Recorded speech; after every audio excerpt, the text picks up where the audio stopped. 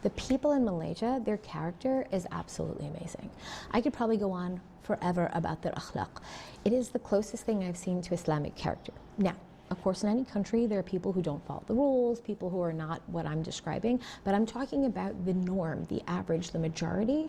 For practicing Malays, they are some of the best mannered and charactered people I have seen, and I have traveled the world between Africa, Asia, you know, everywhere. And so a lot of scholars also, I noticed when they would come back from Malaysia after visiting, would talk about the people and their adab, and they're amazing. First of all, they're slow to anger. I'm not saying they don't get angry, but you don't hear yelling and screaming and aggressive behavior literally ever. And I'm from New York. All we do is have aggressive behavior. It is so insanely different, but in a good way, right?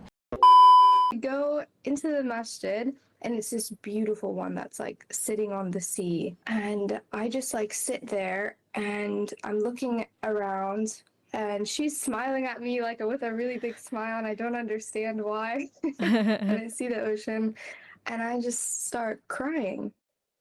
Like tears are just coming down my face, and I'm feeling some sort of like it's like a loving energy I couldn't explain, and like tears are just coming out of me, and I'm laughing and I'm looking at her and I'm feeling like a crazy person, and I'm like, Anne, I don't know what's going on. I'm so sorry. She's like, no, it's okay, it's okay. She starts crying with me, and I was like, this is the weirdest experience of my whole life.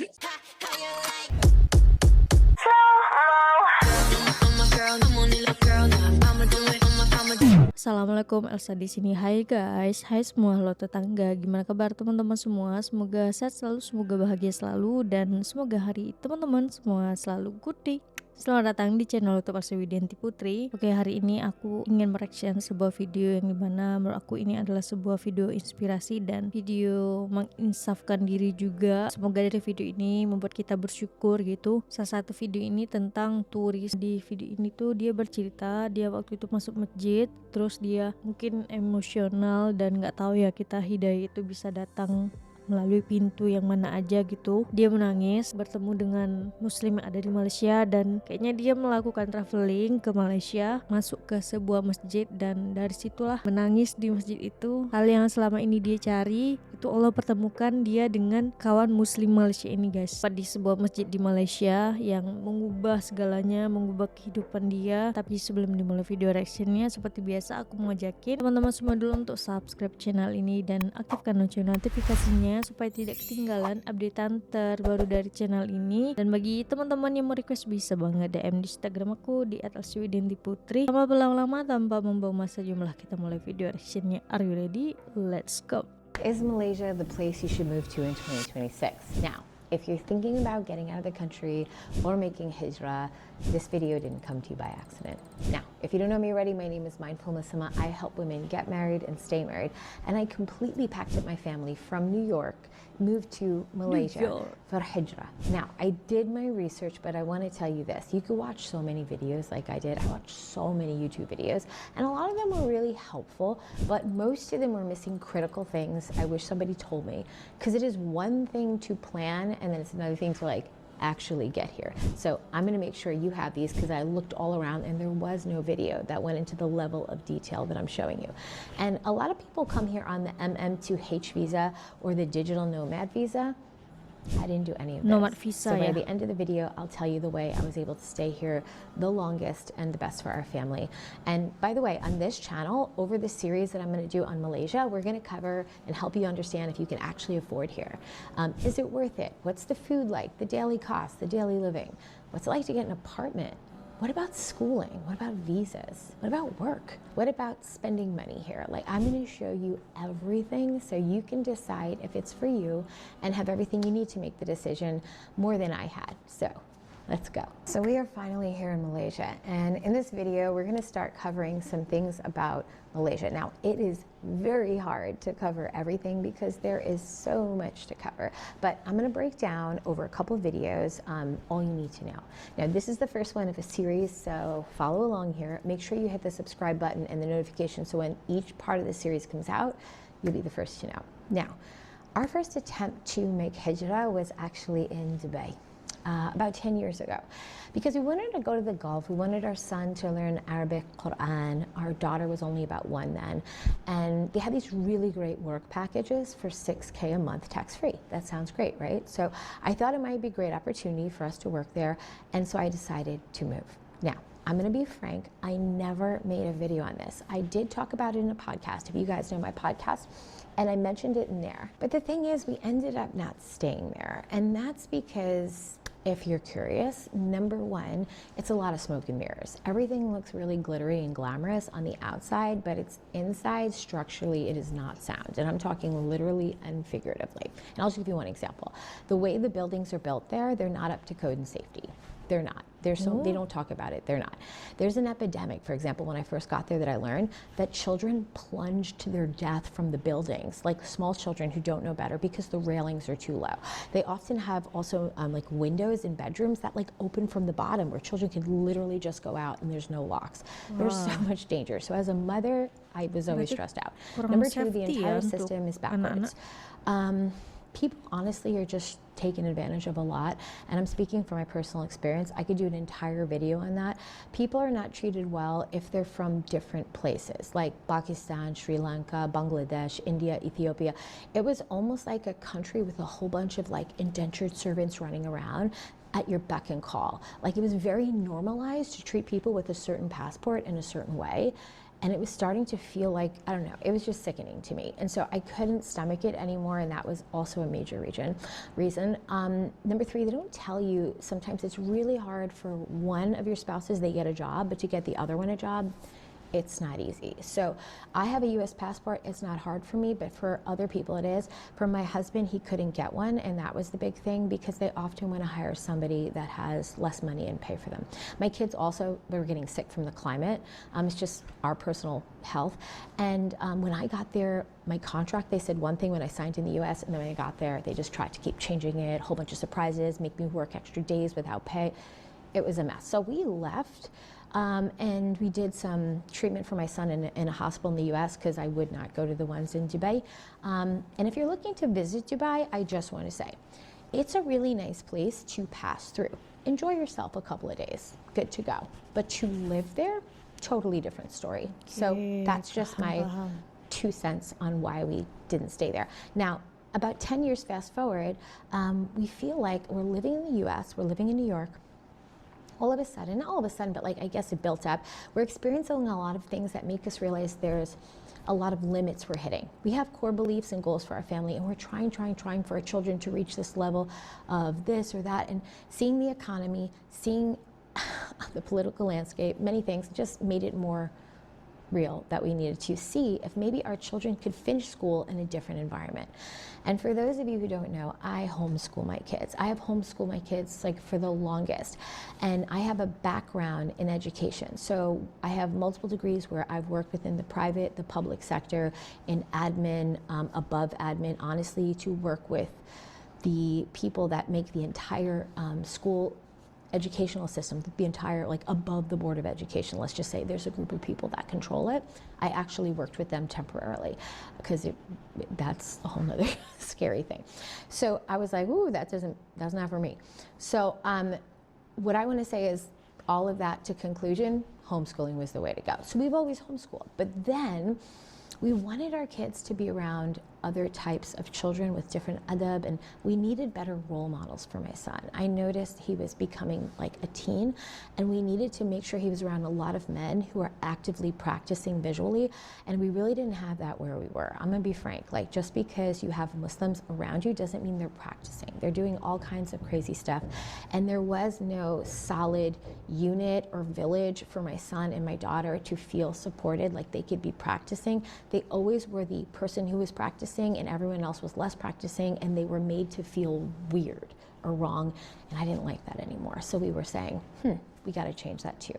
So if you see our travel videos, we did try to find a country that works for us, but why did we pick Malaysia? So after much istikhara, let me tell you really the real reasons why. The people in Malaysia, their character is absolutely amazing. I could probably go on forever about their akhlaq. It is the closest thing I've seen to Islamic character. Now, Of course, in any country, there are people who don't follow the rules, people who are not what I'm describing, but I'm talking about the norm, the average, the majority. For practicing Malays, they are some of the best mannered and charactered people I have seen, and I have traveled the world between Africa, Asia, you know, everywhere. And so a lot of scholars also, I noticed when they would come back from Malaysia after visiting, would talk about the people and their adab, and they're amazing. First of all, they're slow to anger. I'm not saying they don't get angry, but you don't hear yelling and screaming and aggressive behavior literally ever. And I'm from New York. Masya All Allah we ya. do is have aggressive behavior. It is so insanely different, but in a good way, right? And honestly, they don't even like, they're so kind. They don't even bother you. Like, they just like come to you. Do you need anything? Okay, bye. And that's it.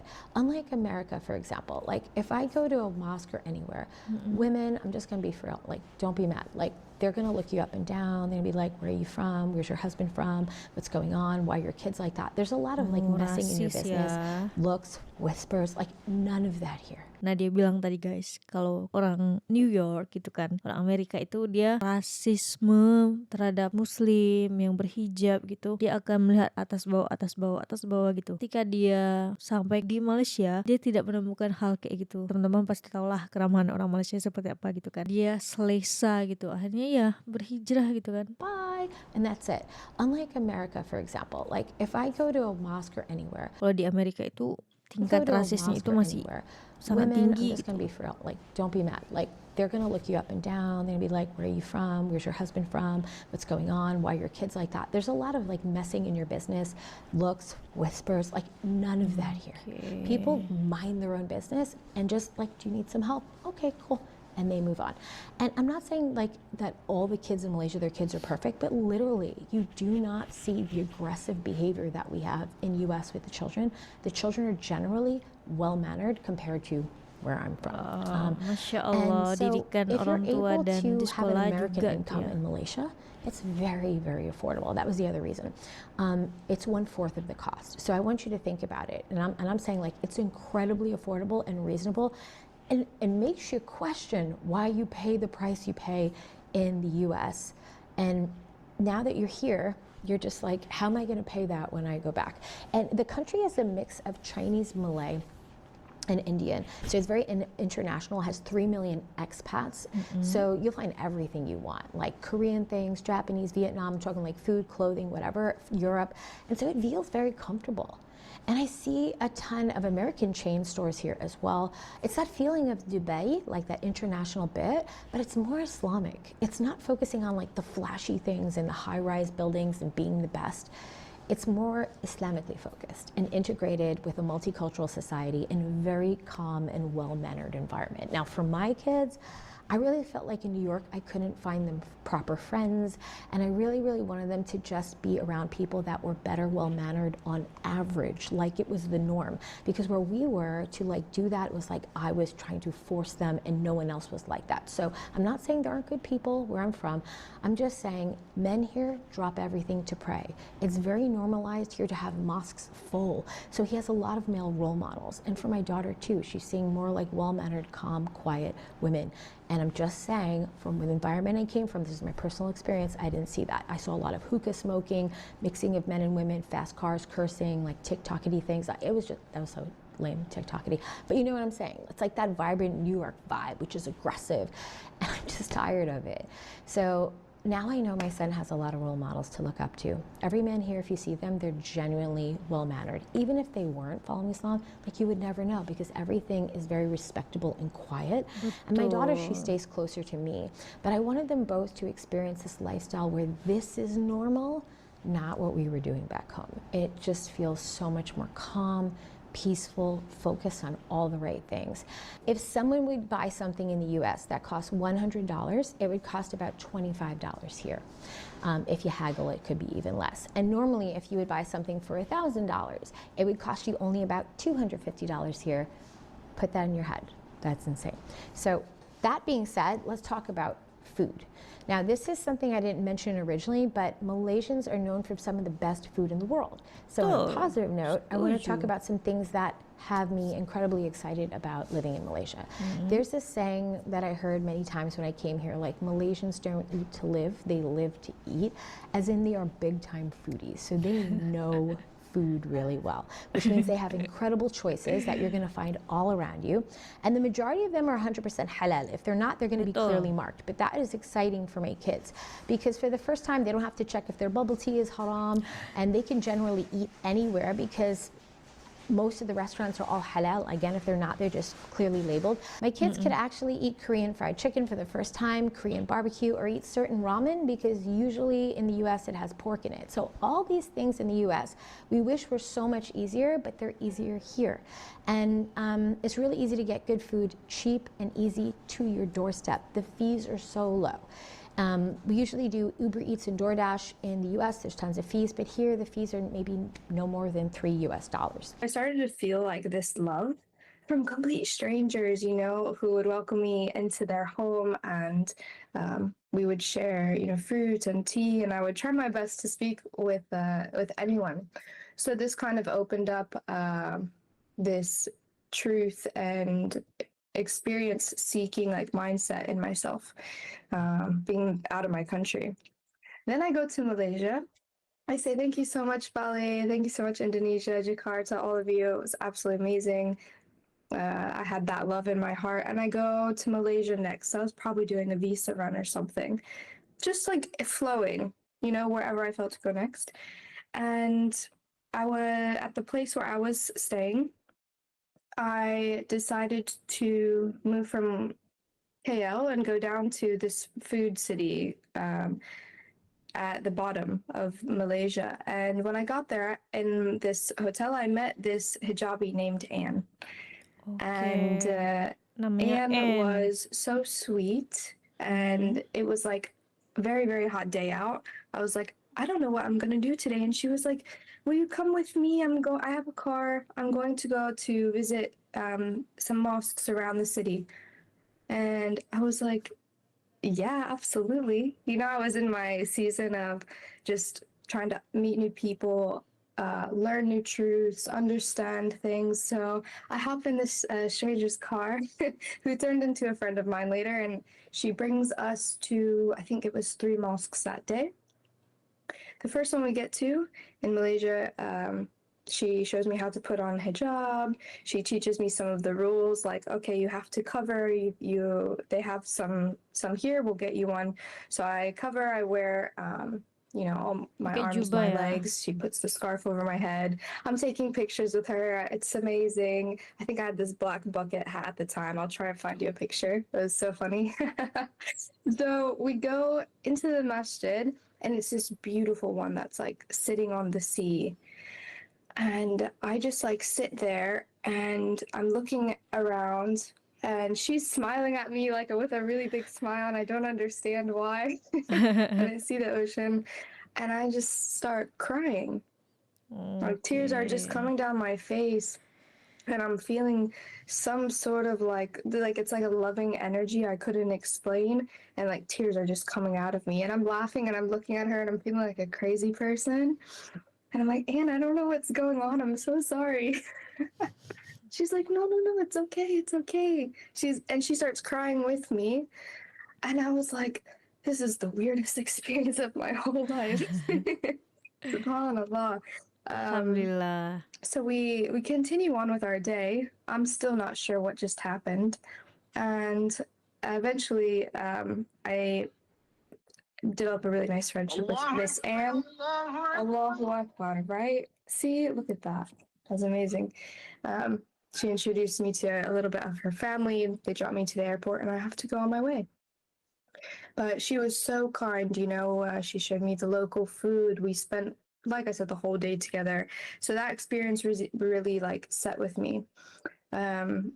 As I was going to the bus stop, actually, before I even met Anne, there was this man, this older gentleman, this older Malaysian man at the bus stop. I think his family had owned a food stand.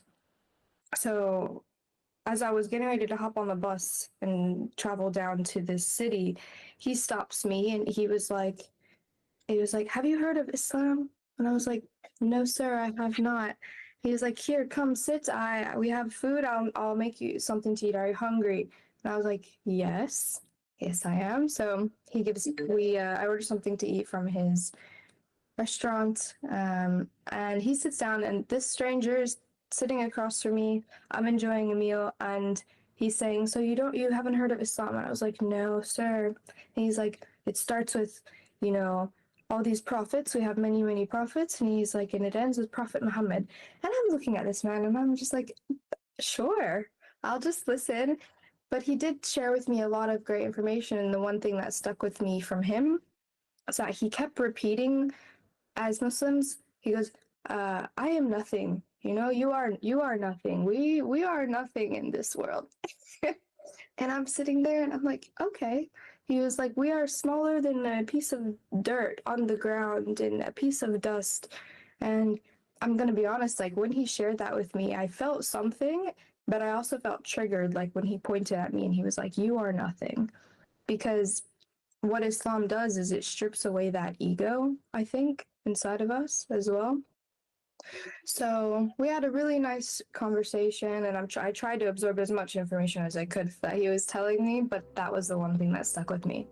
Oke, nah jadi itulah cerita tentang dua wanita ini guys. Yang satu hijrah dari Dubai ke Malaysia, yang satunya adalah menemukan jati diri sebenarnya gitu. Allah pertemukan dengan wanita muslim Malaysia, dengan Pak Acik Malaysia juga, dan dari setelah pintu hidayah terbuka, alhamdulillah jadi saudari seiman kita, semuslim kita. Ketika hidayah itu datang, kita nggak tahu kan dari negara mana, pintu mana yang akan terbuka. Jadi mu'alaf ini berbagi momen, tepatnya dia menangis ketika masuk di sebuah masjid yang ada di Malaysia guys. Malaysia itu sangat-sangat mengutamakan adab sopan santun gitu.